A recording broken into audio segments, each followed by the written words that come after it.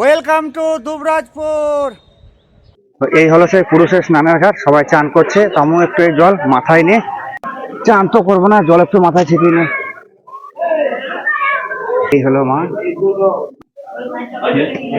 মা এখানে মহিষ মর্দিনী রূপে বিরাজিত। Happy new year! নতুন বছরের আমার পরিবারের সকল সদস্যদের জানাই নতুন বছরের অনেক অনেক শুভেচ্ছা এবং অনেক অনেক অভিনন্দন। আর এই নতুন বছরের শুরুতেই বেরিয়ে পড়লাম আমি আবার একটি নতুন গন্তব্যের পথে। তো আজকে আমার গন্তব্য হলো সাঁইথিয়া থেকে দুবরাজপুর মামা ভাগ্নে পাহাড়ের উদ্দেশ্যে। তারপরে আমি যাব 51 সতীপীঠের আর এক সতীপীঠ বক্রেশ্বরে।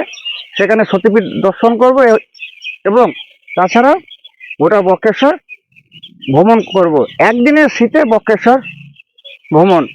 তো চলুন তাহলে আজকের ভিডিওটি শুরু করা যাক এই সাঁইথিয়া স্টেশন থেকে। এই সামনে হলো সাঁইথিয়া স্টেশন, সাঁইথিয়া জংশন। এখন এখানে অমৃত ভারত প্রকল্পের কাজ চলছে। চলুন তাহলে স্টেশনের ভেতরে এখন প্রবেশ করা যাক। ঘড়ির কাঁটায় এখন ভোর 5টা বেজে 50 মিনিট। ভেতরে সামনে রয়েছে টিকিট কাউন্টার, এখানে লেখা রয়েছে সাঁইথিয়া জংশন। সামনে রয়েছে ওভারব্রিজ। এখন আমাকে এইটা দিয়ে স্টেশনের ভেতরে প্রবেশ করতে হবে। চলুন স্টেশনে যাওয়া যাক। এই সিঁড়ি দিয়ে এখন ওপরে উঠছি। চলে এলাম সাঁইথিয়ার 4 নম্বর প্ল্যাটফর্মে। আর এখান থেকে আমার ট্রেন রয়েছে ভোর 5টা বেজে 54 মিনিটে মৌরাক্ষী এক্সপ্রেস, যে ট্রেনে করে আমি যাব আজকে এখান থেকে দুবরাজপুরের উদ্দেশ্যে। তো দেখতে থাকুন, সঙ্গে থাকুন। সাঁইথিয়াতে স্টেশনে দাঁড়িয়ে আছি। তো সকালবেলায় চা খাওয়া হয়নি, তা চা দাদার কাছ থেকে একটা লাল চা নিলাম, সেই চাটা খাচ্ছি। যেহেতু আমার এখনো পর্যন্ত ট্রেন আসেনি, তো ট্রেন আসুক, তারপরে বাকি কথা ট্রেনে উঠে বলবো।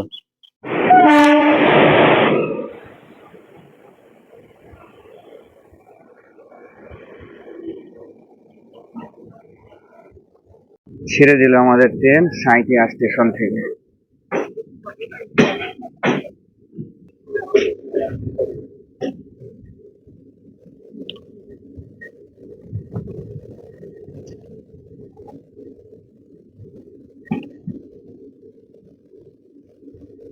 ঘড়ির কাঁটায় এখন সকাল 6টা বেজে 45 মিনিট।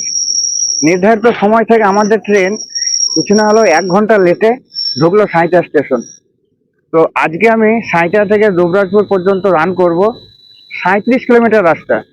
সময় লাগবে ওই 46 মিনিট মতন। আর ভাড়া পড়লো আমার সাঁইথিয়া থেকে দুবরাজপুর অবধি 35 টাকা, যেহেতু আমি এক্সপ্রেস ট্রেনে জার্নি করছি।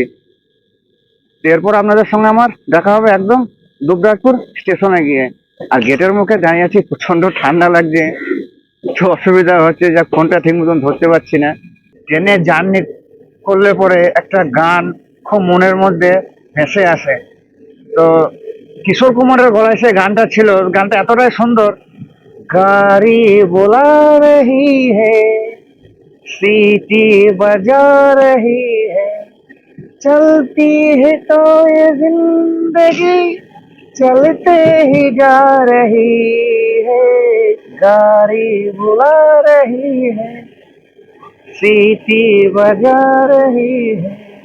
সাঁইথিয়া আর দুবরাজপুরের মাঝে আমাদের এই ট্রেনটি মোট 3টে জায়গায় দাঁড়াবে। তো সিউড়ি, কচুজোর, ছিনপাই। এই ছিনপাইয়ের পরের স্টপেজে হচ্ছে দুবরাজপুর, যেখানে আজকে আমি নামবো বা আজকে আমার গন্তব্যস্থল। ঘড়ির কাঁটায় এখন সকাল 7টা বেজে 35 মিনিট। সাঁইথিয়া থেকে 37 কিলোমিটার পথ অতিক্রম করে 1 ঘন্টা লেট করে এই মুহূর্তে আমাদের ট্রেন এসে পৌঁছালো দুবরাজপুর স্টেশনে। তো এখন আমাকে স্টেশনের বাইরে যেতে হবে। চলুন তাহলে যাওয়া যাক। দুবরাজপুর 7টা 35, এই সোজা এখন সামনে দিয়ে বাইরে বেরিয়ে যেতে হবে। আর এই যে আমাদের ট্রেন চলে গেল তার নিজের গন্তব্যের দিকে। Tata bye bye Mayurakshi express. এখন এটা দিয়ে স্টেশনের বাইরে বেরোবো। এটা হচ্ছে এক্সিট।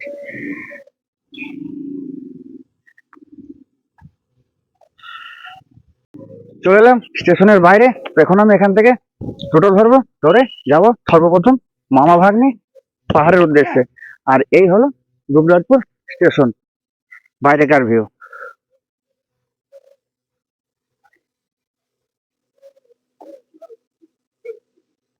আর এই সামনে দূরে সব লেগে রয়েছে টোটো। এবার এখান থেকে একটা টোটো ধরে আমাকে মামা ভাগ্নে পাহাড়ের দিকে রওনা হতে হবে। এখান থেকে আমি একটি টোটো করে নিলাম। তো এই দুবরাজপুর স্টেশন থেকে মামা ভাগ্নে পাহাড় পর্যন্ত দূরত্ব হলো 4 কিলোমিটার। সময় লাগবে 10 থেকে 12 মিনিট মতন। আর যেহেতু আমি শেয়ারে যাচ্ছি, শেয়ারে টোটোতে, আর ভাড়া পড়লো মাথা পিছু 20 টাকা করে। আর এখন আমি যাব এই রাস্তা দিয়ে।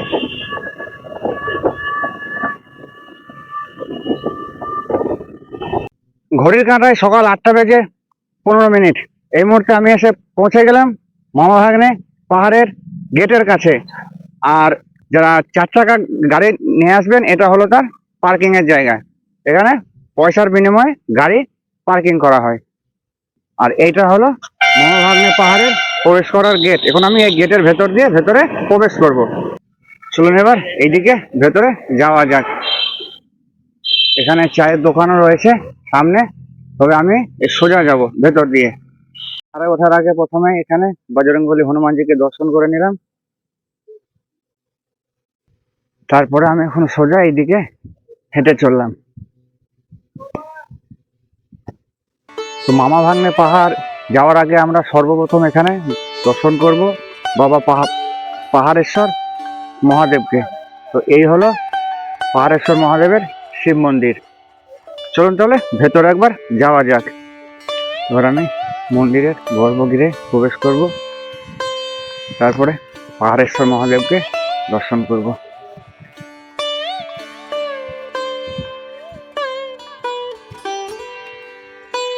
এই হলো পাহাড়েশ্বর মহাদেব। হর হর মহাদেব, জয় শিব শম্ভ। ইনি হচ্ছেন কাল ভৈরব। হর হর মহাদেব। এই হলো পাহাড়েশ্বর মহাদেব। তো আমার এখানে পাহাড়েশ্বর মহাদেবকে এবং কাল ভৈরব মহাদেবকে দর্শন করা হলো। চলুন তাহলে এবার আমরা যাই সেই মামা ভাগ্নে পাহাড় দেখতে। চলুন তাহলে যাওয়া যাক। এবার আমরা যাব এইটা দিয়ে। এই সামনে যে রাস্তা রয়েছে, রাস্তা দিয়ে সোজা উঠে যাব। এখানে লেখা রয়েছে ব্রততীর্থ সাধন পীঠ পাহাড়েশ্বরী মায়ের মন্দির। এইদিকে এখান থেকে পাথর শুরু, চারিদিকে শুধু বড় বড় বোল্ডার।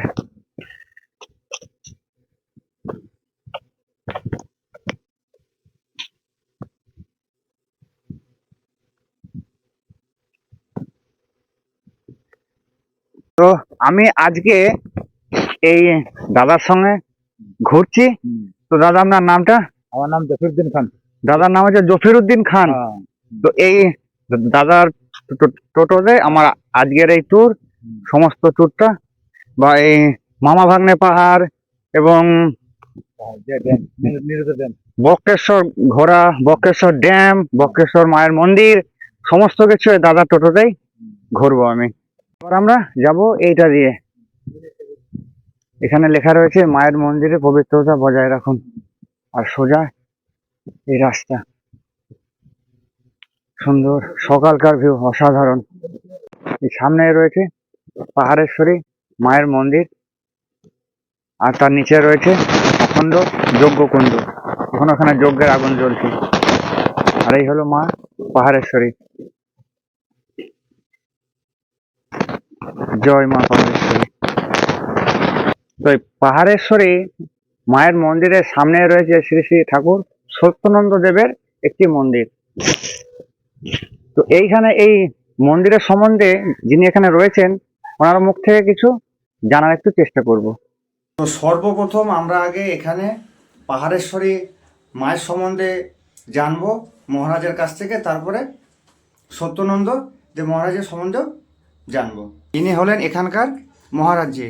তো বাবা সর্বপ্রথম আপনার নামটা যদি একটু বলেন। আমার নাম হচ্ছে অনিশানন্দ মহারাজ। আচ্ছা আমাকে এখানে সবাই ধুজুবা বলে জানে। আমার গুরুদেবা হচ্ছে অনিশানন্দ মহারাজ। আচ্ছা, তো এখানে এই পাহাড়েশ্বরী মায়ের সম্বন্ধে যদি দু চারটে কথা। পায়েশ্বর সম্বন্ধে আমার এই সাধু বাবা ছিলেন মনো বাবা। হুম। এই যে ছবি দেখছেন, এই ছবিটা ইনি ছিলেন 12 বছর মৌন ছিলেন। ইনি কিছু খেতেন না, গাঁজা ছাড়া কিছু খেতেন না, এবং জল পর্যন্ত খেতেন না। বিশাল তপস্যা ছিলেন, সিদ্ধ পুরুষ। এবং ইনি বলে কয়ে দেওয়া রাখেন। দেওয়া মানে এমনি মৃত মানুষ যে মৃত হয়ে যায় সেটা না, ও সময় তারিখ বলে উনি দেহ ত্যাগ করেন। ওনার সমাধি আছে বাইরে। উনি মাকে নিয়ে আসেন, মাকে সিদ্ধি লাভ করেন। ওনার পর আমি এখানে থাকি প্রায় 34 বছর হয়ে গেল। আগে আসা যাওয়া করতাম, বর্তমানে এখন গৃহ থেকে সন্ন্যাস জীবনযাপন কাটাচ্ছি 9 বছর। 34 বছর আমি এখানে আসা যাওয়া করতাম।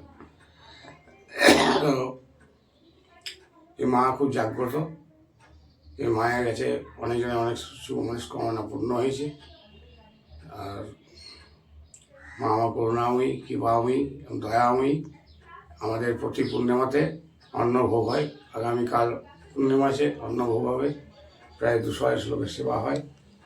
আর রাত্রে, অমাবস্যা রাত্রে খিচুড়ি প্রসাদ, এটা প্রতি মাসে 2বার। এবং বাৎসরিক অনুষ্ঠান, আমার মায়ের এই যে অঘ্রের মাসে অমাবস্যায় বাৎসরিক অনুষ্ঠান হয়, মহাপুজো। তখন অষ্টমলাতে 5-6 হাজার লোকের সেবার ব্যবস্থা থাকে।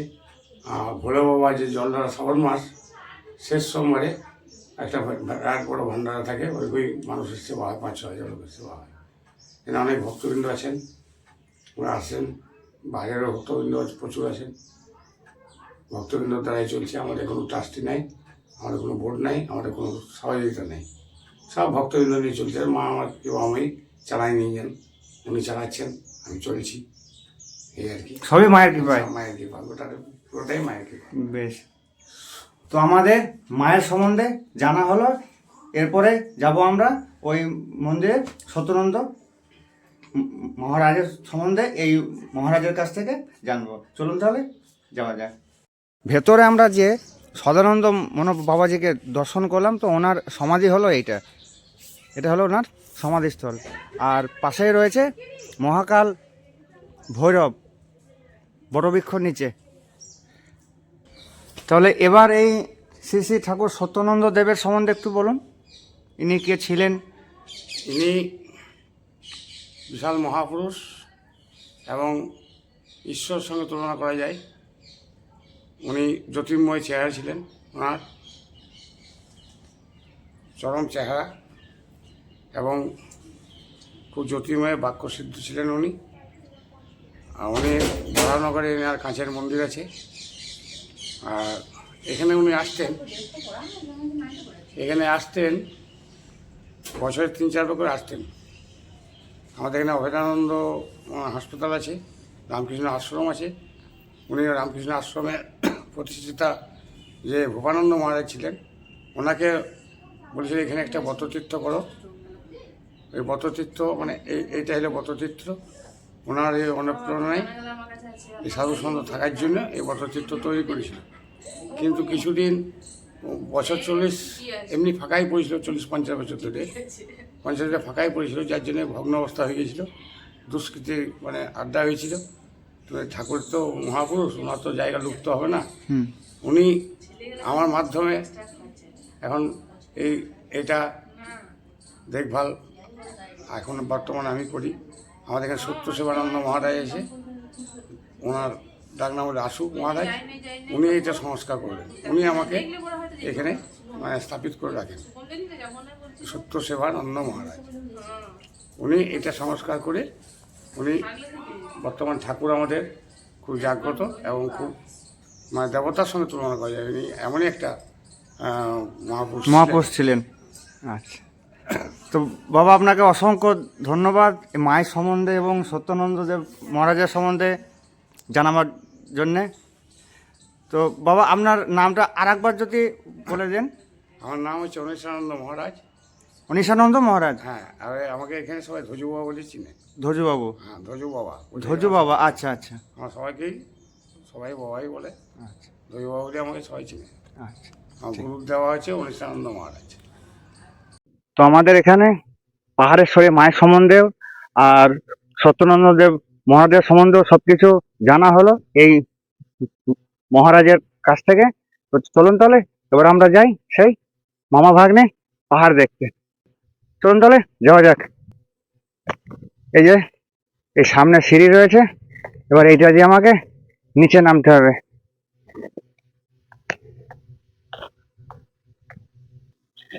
চারিদিকে যত দেখছি সবই পাথর, গ্রানাইটের পাথর, বড় বড় পাহাড়।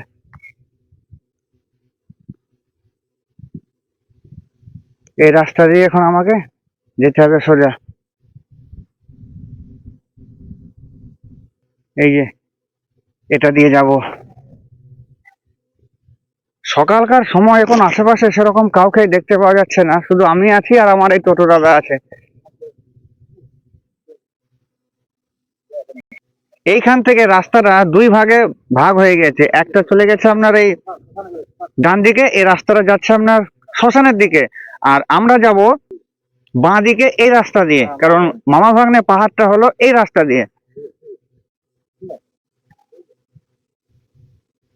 সামনে একটা গ্রামের মতন দেখতে পাওয়া যাচ্ছে, কিছু বাড়ি ঘর আছে, হয়তো এখানে মানুষজন বসবাস করে।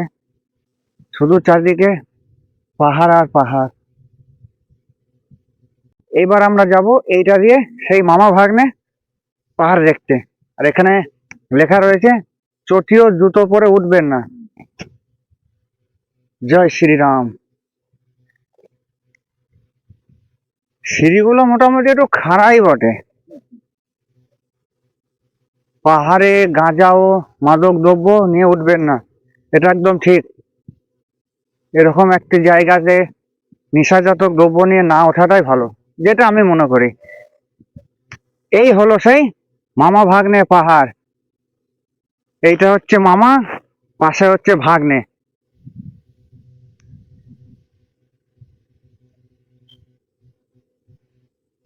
কিরকম অল্প একটু ব্যালেন্সের মধ্যে ভাগ্নে দাঁড়িয়ে আছে। দেখুন কইটুকু জায়গার উপরে, একদম ছোট্ট একটু জায়গার মধ্যে ভাগ্নে দাঁড়িয়ে আছে, আর নিচেটা সম্পূর্ণ ফাঁকা, এ পাশটাও ফাঁকা। মাঝখানে ছোট ছোট দুটো পাথরের সাপোর্টে মামা ভাগ্নে দাঁড়িয়ে আছে। এই যে মামা, চাইলে এই তলা দিয়েও কিন্তু যাওয়া যাবে। এই যে ভাগ্নে, আর এই মামা ভাগ্নে পাহাড়ের পাশে রয়েছে একটি মা কালী মন্দির।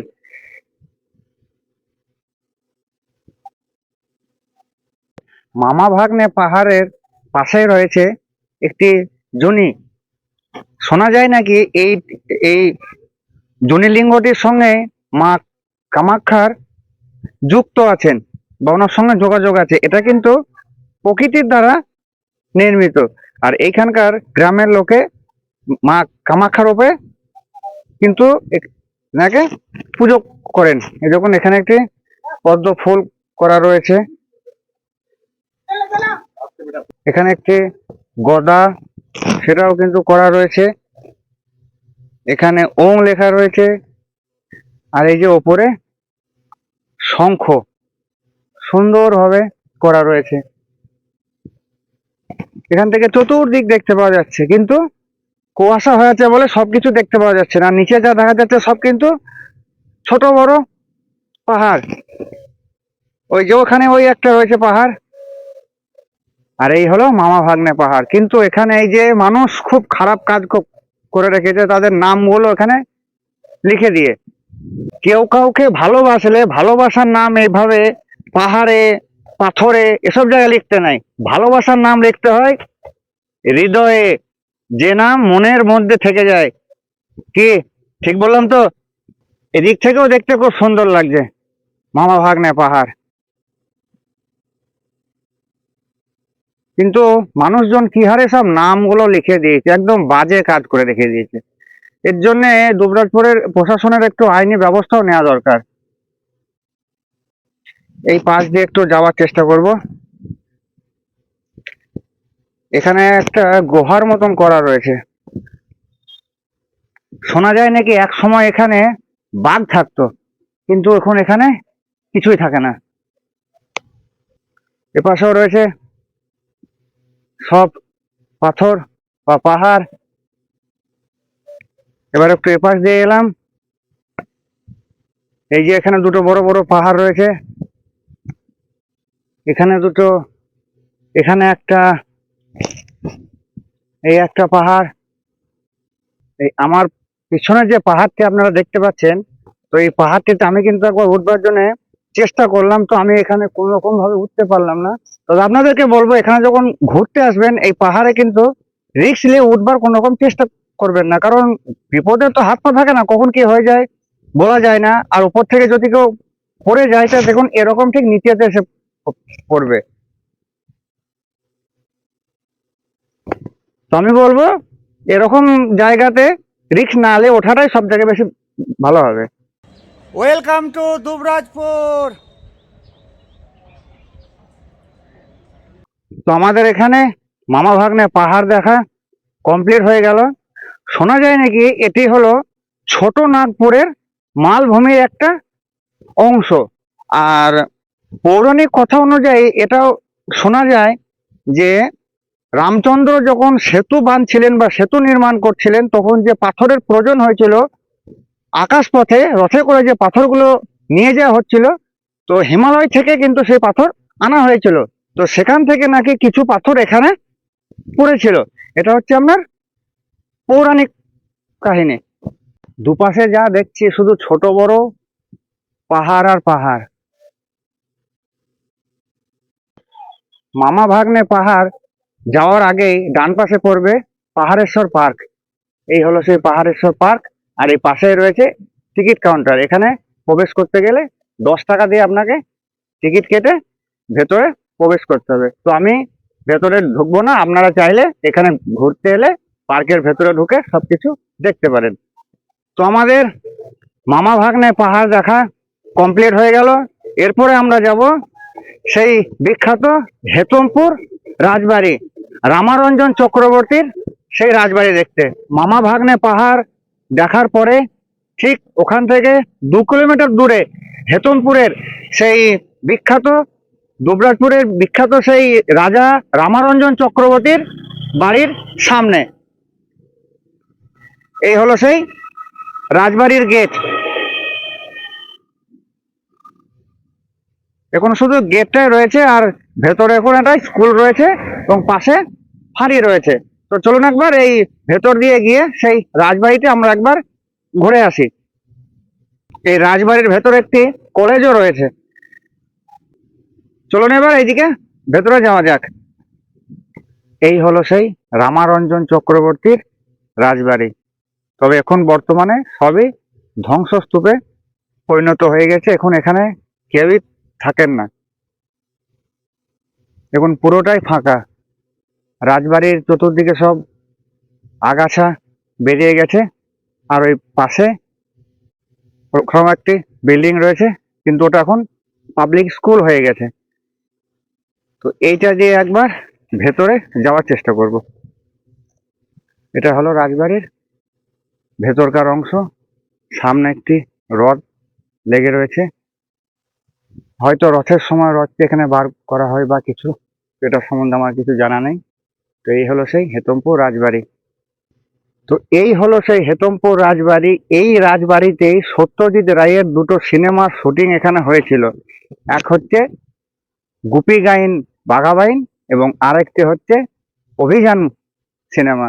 এই দুটো সিনেমারই শুটিং এই রাজবাড়িতেই হয়েছিল। তো যাক, আমাদের এই রামারঞ্জন চক্রবর্তীর রাজবাড়ি দেখা কমপ্লিট হলো। আর আরেকটা কথা বলতে ভুলে গেছি, সেটা হলো এই দুবরাজপুরের যে মামা ভাগ্নে পাহাড়টা ঘুরলাম বা আপনাদেরকে দেখালাম, ওখানে কিন্তু ছোট বড় অনেক রকম পাহাড় রয়েছে। তবে আপনাদের কাছে একটা আমি অনুরোধ করব, আপনারা কিন্তু সব পাহাড়ে ওঠার চেষ্টা করবেন না, কারণ হয়তো কোনো বিপদ ঘটে যেতে পারে বা হয়তো কোনো দুর্ঘটনা ঘটে যেতে পারে। যেগুলো উঠে দেখার মতন সেগুলো দেখবেন, আর যেগুলো ওঠার মতন নয় সেগুলোতে কিন্তু জোর করে ওঠার কোনো রকম চেষ্টা করবেন না। তাহলে আমাদের হেতমপুর রাজবাড়ি দেখা কমপ্লিট হলো। এবার আমরা এখান থেকে বেরিয়ে পড়লাম বক্রেশ্বরের উদ্দেশ্যে। তো বক্রেশ্বরে প্রথমে আমরা দেখব বক্রেশ্বর ড্যাম আর নীল নির্জন পিকনিক স্পট পাশাপাশি। তারপরে আমরা সর্বশেষে দেখব বক্রেশ্বর সতীপীঠ মায়ের মন্দির।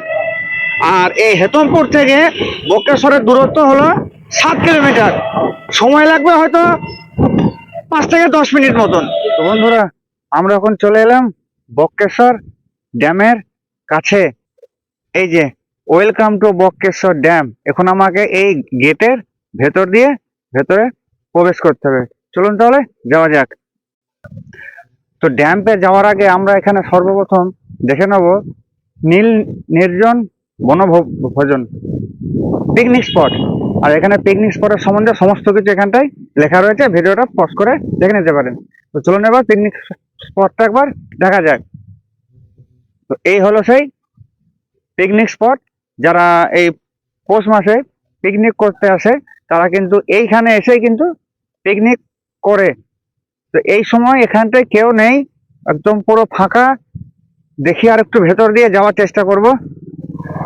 চলে এলাম আর একটু ভেতরে। এখানে কিছু দোকান রয়েছে, খাবারের দোকান, ফুচকার দোকান, আইসক্রিমের দোকান, চায়ের দোকান।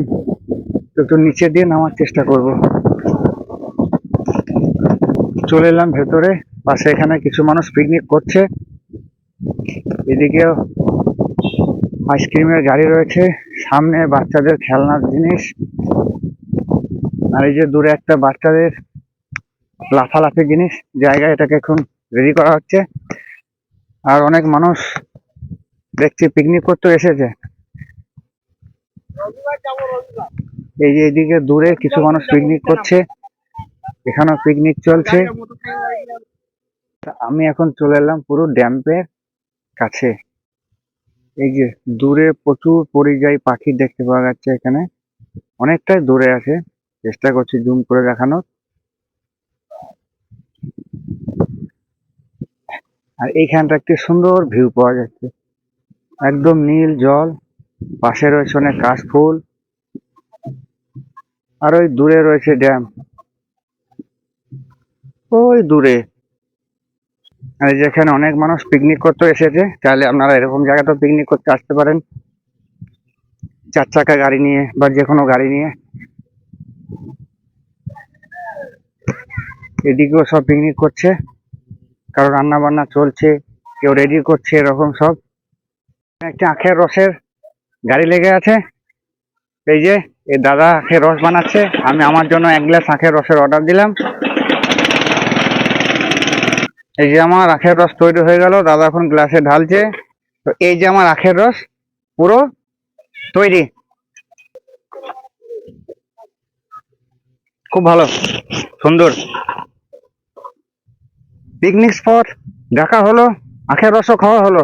তো এবার আমরা যাব ড্যামের দিকে। এবার আমরা চললাম সেই বক্রেশ্বর ড্যামের দিকে। পিকনিক স্পট থেকে আমি এখন চলে এলাম সোজা ড্যামের ওপরে। আর এই ড্যামে এখন প্রচুর পরিমাণে শীতকালে পরিযায়ী পাখি কিন্তু খুব দেখা যাচ্ছে। তো আপনারা কতটা দেখতে পাবেন কিনা জানি না, তবে আমি একটু জুম করে দেখানোর চেষ্টা করব। এই যে প্রচুর পাখি,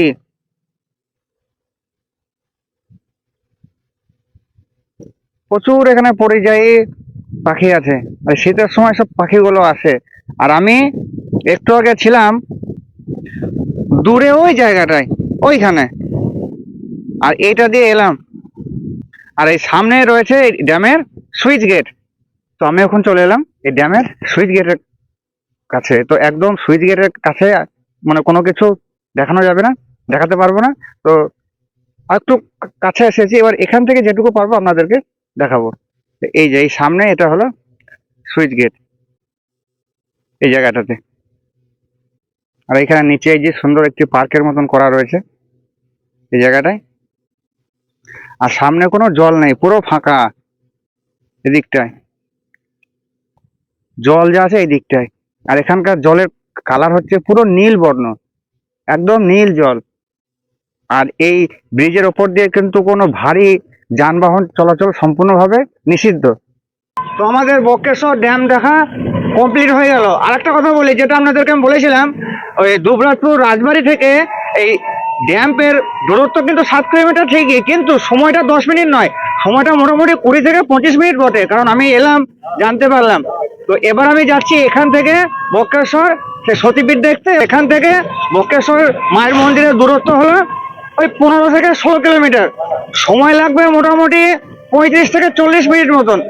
আর এইখানে যে পিকনিক স্পটটা আপনাদেরকে দেখালাম, এখানে কিন্তু শীত ভোর প্রচুর মানুষ ফিস্টি করতে আসে বা পিকনিক করতেও এখানে আসে।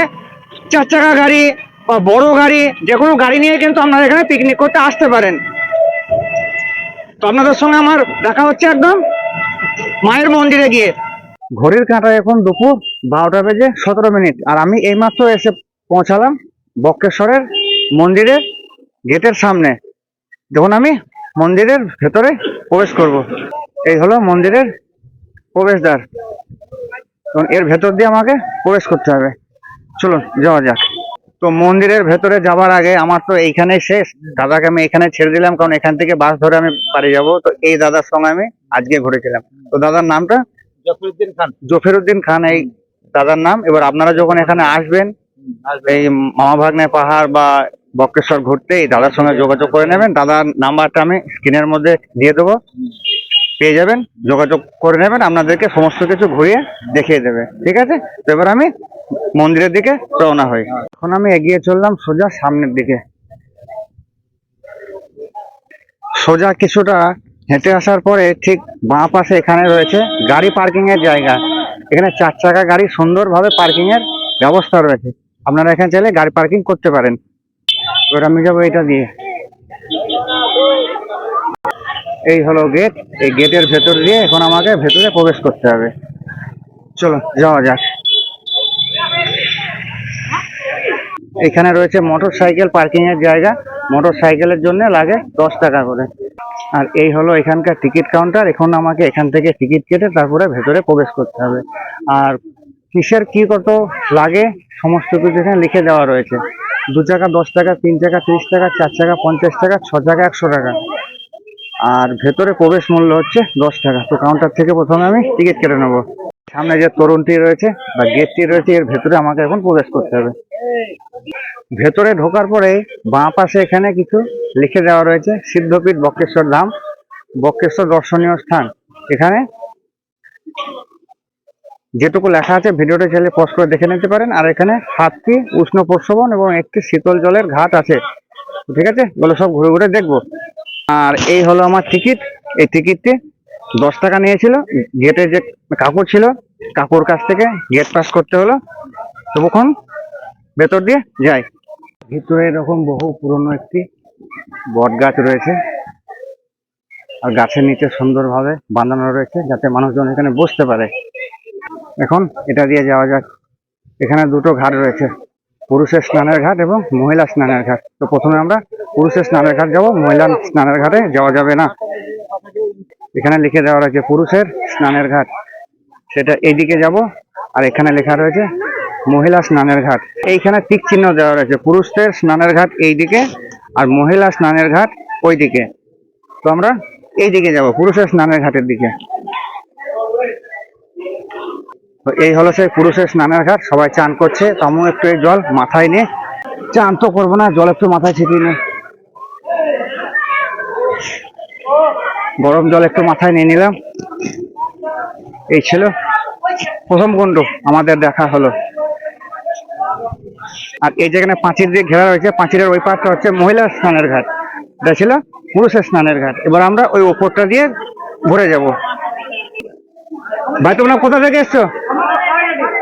হ্যাঁ, খয়রেডি। আচ্ছা, এখানে ঘুরতে এসছো না? আচ্ছা আচ্ছা, ঠিক আছে, বেশ, বাই। মন্দিরের যাইবার বাহির পথ, এই গেটের ভেতর দিয়ে এখন যেতে হবে। চলে এলাম এটা দিয়ে। এই যে গরম জলের কুণ্ডটি একটা, এবং এদিকে সোজা যাব।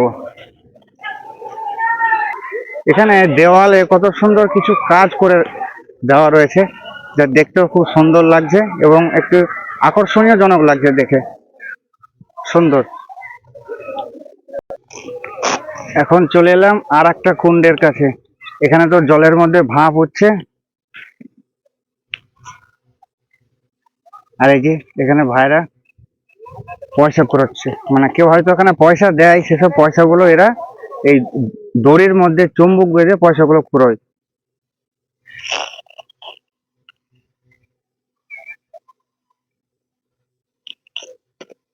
এই যে এই একটা কুণ্ড, এখানকার জল তো টকবক করে ফুটছে, যেন মনে হচ্ছে ভাতের চাল যদি দেওয়া হয় তা এখানে ভাত হয়ে যাবে। এই যে টকবক করে জল ফুটছে, আর গরম ভাপ আসছে, আমার গায়ে মুখে চোখে গরম ভাপ লাগছে। বাহির পথ, মন্দিরে যাইবারও বাহির পথ, এটা দিয়ে চলুন এদিকে যাওয়া যাক। এটা দিয়ে যেতে হবে। মন্দিরে যাইবার পথ, একবার বেরিয়ে গেলে আর এই গেটে আর প্রবেশ করা যাবে না, ঠিক আছে? তো এইদিকে বেরিয়ে যেতে হবে, বেরিয়ে গেলে আমি আর ঢুকতে পাবো না। চলুন বাইরে যাওয়া যাক। গেটে বেরিয়ে এই আবারও একটা কুণ্ড, এখানেও সেই জলের ভাপ উঠছে, দেখুন কি হারে জল টকবক করে ফুটছে। চাল দিলে ভাত হয়ে যাবে, একদম গ্যারেন্টি, কোনো ভুল নাই। আর এইখানকার এই জল এখানে বিক্রি করছে। কাকা জলগুলো কিরকম দাম আছে? 5 টাকা 10 টাকা? আচ্ছা, এই জল এখানে বিক্রি করছে। এপাশে এরকম দোকান রয়েছে, নানান রকম জিনিস এখানে বিক্রি হচ্ছে, ঠাকুরের ছবি, ঠাকুরের জিনিস, বাচ্চাদের খেলনা, ঠাকুরের পিকচার, সমস্ত কিছু। এখানেও এরকম দোকান আছে, সবকিছু বিক্রি হচ্ছে, ছেলেদের জিনিস, মেয়েদের জিনিস, ঠাকুরের জিনিস, সমস্ত কিছু ইত্যাদি ইত্যাদি। চাইলে সব দোকান থেকে নেওয়া যাবে। তো এরকম দোকান কিন্তু এরকম লাইনে পরপর বেশ কতগুলো আছে, চাইলে এসব দোকান থেকে কোনো জিনিস আপনারা নিতে পারেন বাড়ির সাজের জন্য বা বাচ্চাদের খেলাধুলার জন্য। তো যাই হোক, এবার আমি এইদিকে মায়ের মন্দিরের দিকে যাব। এখানেও একটি কুণ্ড রয়েছে, তো এটা ঘেরা রয়েছে, অবশ্য ভেতরটা এখন নোংরা হয়ে আছে, যাক মনে হয় ঠান্ডা, দেখে সেরকম তো মনে হচ্ছে। তো এই হলো মায়ের মন্দিরের প্রবেশদ্বার। এখন আমি এটা দিয়ে মন্দিরের ভেতরে প্রবেশ করব। চলুন তবে প্রবেশ করা যাক। মন্দিরে প্রবেশ করার আগে জুতো মোজা সমস্ত কিছু খুলে রেখে দেবেন, রাখার পরে তারপরে কিন্তু মন্দিরের ভেতরে হাত মুখ ধুয়ে প্রবেশ করবেন। তো আমি কিন্তু অলরেডি আমি সঙ্গে জল রাখি, যেহেতু নিজের জন্য, নিজের সুবিধার জন্য, তো আমি হাত ধুয়ে নিলাম, জুতো মোজা খুলে রাখলাম। এখন আমি মন্দিরের ভেতরে প্রবেশ করব। চলুন ভেতরে প্রবেশ করা যায়। আর ঠিক মন্দিরের সামনে রয়েছে তীর্থযাত্রী প্রতীক্ষালয় বক্রেশ্বর ধাম। এখানে ভক্তদের বসার জন্য সুন্দর এখানে একটি ব্যবস্থা করা রয়েছে। চলুন এদিকে এখন ভেতরে প্রবেশ করি।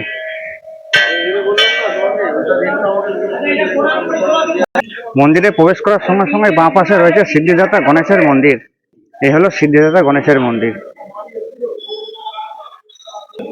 সামনে রয়েছে হাড়িকাঠ, আর এ পাশে রয়েছে সাবিত্রী এবং সত্যবান, সুন্দর। আর এই হলো মায়ের গর্ভগৃহ। মাথার উপর এরকম ঘন্টা রয়েছে, বাজিয়ে দিই। চলো গর্ভগৃহতে প্রবেশ করি।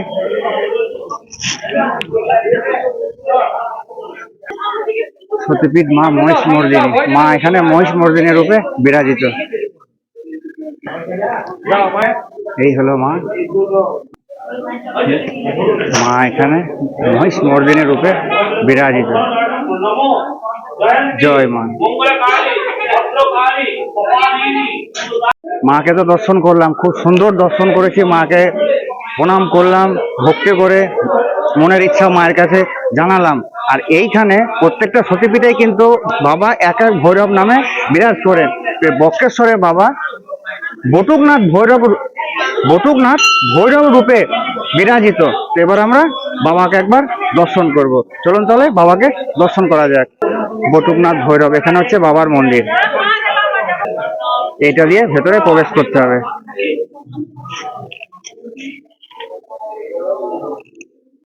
এই হলো গেট, গেট দিয়ে নিচে নামতে হবে।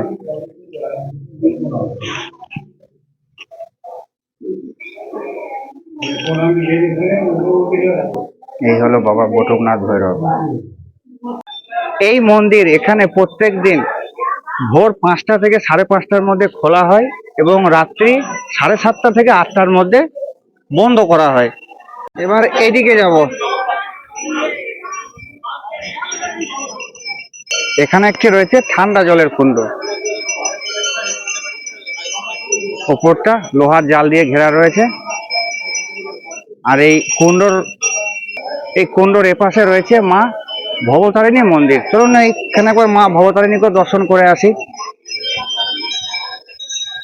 তো এইদিকে যেতে হবে মা ভবতারিণী মাকে দর্শন করতে। বক্রেশ্বর খাকি বাবা মিশন হেমতলা মা ভবতারিণী মন্দির। মন্দিরে প্রবেশ করে গেলাম। এই হলো মা ভবতারিণী মা। জয় মা ভবতারিণী, রক্ষা করো। মা ভবতারিণীর ঠিক ডান পাশে রয়েছে ছোট্ট গোপাল। তো মা ভবতারিণীকে আমার দর্শন করা হলো। এরপরে যদি আর কিছু দর্শনীয় থাকে সেগুলোকে দর্শন করব, তারপরে বাইরে মানে মন্দিরের বাইরে বেরিয়ে যাব। আমি কিন্তু বক্রেশ্বর মন্দিরে প্রবেশ করেছিলাম ওই দূরে যেটা দেখতে পাওয়া যাচ্ছে ওই আমার আঙুলের মাথা সোজাসুজি, ওইটা দিয়ে কিন্তু আমি প্রবেশ করেছিলাম। আপনারা চাইলে আমি এখন যেখানে দাঁড়িয়ে আছি এটা দিয়েও প্রবেশ করতে পারেন। এই যে এইটা দিয়ে, এখানেও একটি প্রবেশদ্বার রয়েছে। যদি আপনারা চান টান কিছু না করেন, যদি মনে করেন সরাসরি এসে মাকে দর্শন করব, তাহলে আমি এখন যেখানে দাঁড়িয়ে রয়েছি এটা দিয়ে এসে কিন্তু সরাসরি মাকে দর্শন করতে পারবেন। এখানে কিন্তু কোনো রকম টিকিট লাগে না। আর আমি যেটা দিয়ে ঢুকেছিলাম সেখানে কিন্তু টিকিট কেটে আপনাকে প্রবেশ করতে হবে। আর এটা দিয়ে যদি আপনারা প্রবেশ করেন তাহলে হয়তো কোনো রকম টিকিট কাটতে হবে না। এখানে দুই পাশে দুটো নন্দী ভিঙ্গির মূর্তি রয়েছে আর মাথার ওপরে মহাদেব এবং দুই পাশে নন্দী মহারাজের দুটি মূর্তি বানানো রয়েছে। আর এখানে যে লাইনটি রয়েছে এদিকে চাইলে আপনি বক্রেশ্বর মহাদেবকে দর্শন করতে পারেন, কিন্তু মনে হয় দর্শন করতে পারবো না যেহেতু প্রচন্ড ভিড় এখানে লেগে আছে। আর দাঁড়ালে মোটামুটি 2-3 ঘন্টা সময় লেগে যাবে। এটি হলো তার মুখ্য প্রবেশদ্বার। আর আমি এখন যাব এটা দিয়ে। এখানে রয়েছে এই যে নন্দী মহারাজ, আর এই সামনে ভিতরে রয়েছে বাবা বক্রেশ্বর বা বক্রনাথ।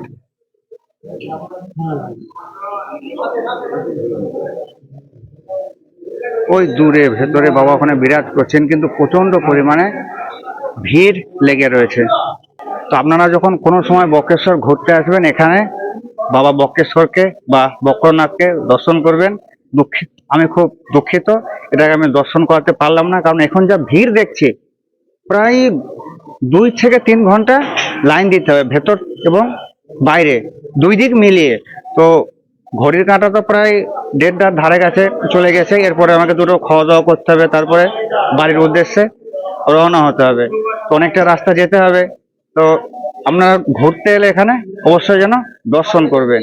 তবে আমি আপনাদের কাছে ক্ষমা প্রার্থী, আমি আপনাদেরকে এই বাবা বক্রনাথকে দর্শন করতে পারলাম না। ঘড়ির কাঁটা এখন দুপুর 1:20।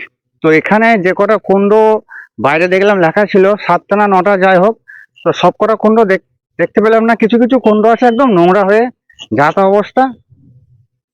তো যাই হোক, প্রচন্ড পরিমাণে খিদে পেয়ে গেছে। সকালবেলায় সেই চা খেয়েছিলাম, তারপরে 1 গ্লাস আখের রস খেয়েছিলাম, খেয়ে সারাদিন কাটিয়েছি। আর এই মন্দির চত্বরের আশেপাশে কিন্তু ছোট বড় অসংখ্য শিব মন্দির আছে। সবগুলো আমি তুলে ধরলাম না, ভিডিও তাহলে যথেষ্ট বড় হয়ে যাবে। আর একটা ইনফরমেশন দিই, কেউ যদি দূর থেকে যারা আসবেন তারা যদি ভাবেন যে এখানে থাকার জন্য লজও এখানে আছে অ্যাভেলেবেল, হোটেলও কিন্তু অ্যাভেলেবেল আছে। থাকা খাওয়া নিয়ে কোনো অসুবিধা হবে না। তো যাই হোক, বেশি কথা বাড়াচ্ছি না, প্রচন্ড খিদে পেয়ে গেছে, কথা বলতে ভালো লাগছে না। তো যাক, দুটো খাওয়া দাওয়া করবো, খাওয়া দাওয়ার পরে ভিডিও শেষ করব, তারপরে বাড়ির উদ্দেশ্যে রওনা দেবো। চলুন এবার একটা ভালো খাবারের হোটেল খোঁজা যাক। জন্য একটা হোটেল পেলাম, হোটেল প্রিয়া। এই যে সাধারণ হোটেল, একদম হাই ফাই নয়। আমি কিন্তু সর্বদা নর্মাল হোটেলে খাওয়া দাওয়া করি, যেহেতু আমি অল্প বাজেটে চলি। হোটেলের ভেতরে প্রবেশ করলাম, হাত মুখটা ধোবো, টেবিলে বসবো, সামনে রয়েছে বেসিন, তো ঠিক আছে, যেমন হাতটা ধুই। হাত মুখ ধোয়া হয়ে গেল, খাবারের অর্ডার দিয়েছিলাম, খাবার আমার চলে এসছে। তো দেখিয়ে দিই আমার খাবারে কি কি আছে। তো এই হলো আমার খাবারের থালি। এটা হচ্ছে 50 টাকা, আলু পোস্ত, তরকারি, ভাত, ডাল, পাঁপড়, পাশে একটা চাটনি। এটা কিন্তু মেল সিস্টেম, মানে 50 টাকা পেট ভর্তি খাবার। এরপরে আপনাদেরকে খাবারের টেস্টের ব্যাপারে একটু বলতে হবে, টেস্টটা কেমন হয়েছে। ঠিক আছে, ডাল দিয়ে প্রথমে ভাতটা মাখিয়ে নিলাম। বলবে বলবে খাওয়া দাওয়া কমপ্লিট হয়ে গেল, খাবার খেলাম, খুব সুন্দর খাবার ছিল। রিচ না, যেমন হয় খারাপ বলা যায় না, এরকম খাবার বেশ ঠিক আছে। তো ভিডিও বেশি আর বড় করছি না, ভিডিও আমি এখানে শেষ করব। নতুন বছর সবাই সুন্দরভাবে কাটান, আনন্দে কাটান, হাসি হুল্লোড়ের সাথে কাটান। আর আমার ভিডিওটি কেমন লেগেছে অবশ্যই জানাবেন। চ্যানেলে নতুন হয়ে থাকলে চ্যানেলটিকে সাবস্ক্রাইব অবশ্যই করে দেবেন, সাবস্ক্রাইব করতে ভুলবেন না। লাইক কমেন্ট শেয়ার অবশ্যই করবেন। দেখা হবে আবার নতুন কোনো জায়গা নিয়ে, নতুন কোনো গল্প নিয়ে। ততক্ষণের জন্য সবাই সুস্থ থাকবেন, ভালো থাকবেন। ধন্যবাদ।